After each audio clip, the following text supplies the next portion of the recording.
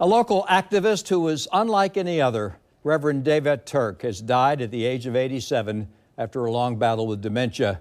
She was a nun who left the Catholic Church to marry and become the first woman Episcopal priest in Florida. Reverend Turk was a lifetime champion of civil rights and human rights from urban Jacksonville to remote regions of Africa. Here is just one sample of her call to action.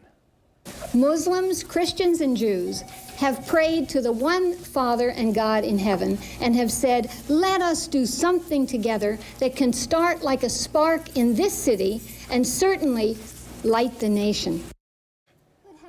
She made those remarks when she was leading the opening of a Unity Week back in 1996, promoting interracial togetherness to bring white and black churches together. Always outspoken, her most memorable quote was when she said, I believe in shaking things up. Jesus shook a lot of people up, and I believe in shaking people up for the sake of love. A celebration of Reverend Turk's life will be held at All Saints Episcopal Church on Hendricks Avenue, Saturday morning, August 19th, starting at 11 o'clock. Wow, you know, Tom, I remember covering the launch of Unity Week here back in 1996, and I know you were personal friends with Reverend Turk.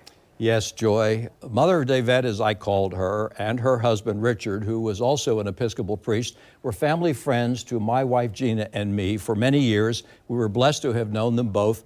I have to tell you, though, my favorite memory of Davette was at a town hall meeting that Channel 4 hosted with presidential candidate Bill Clinton during the 1992 campaign. He took questions from a studio audience and from viewers for 2 hours.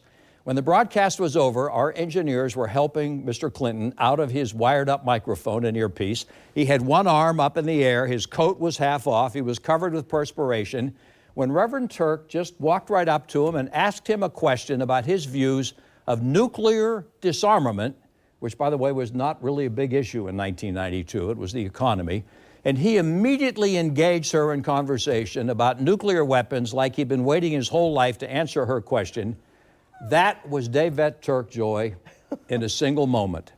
I feel honored to have known her and called her friend.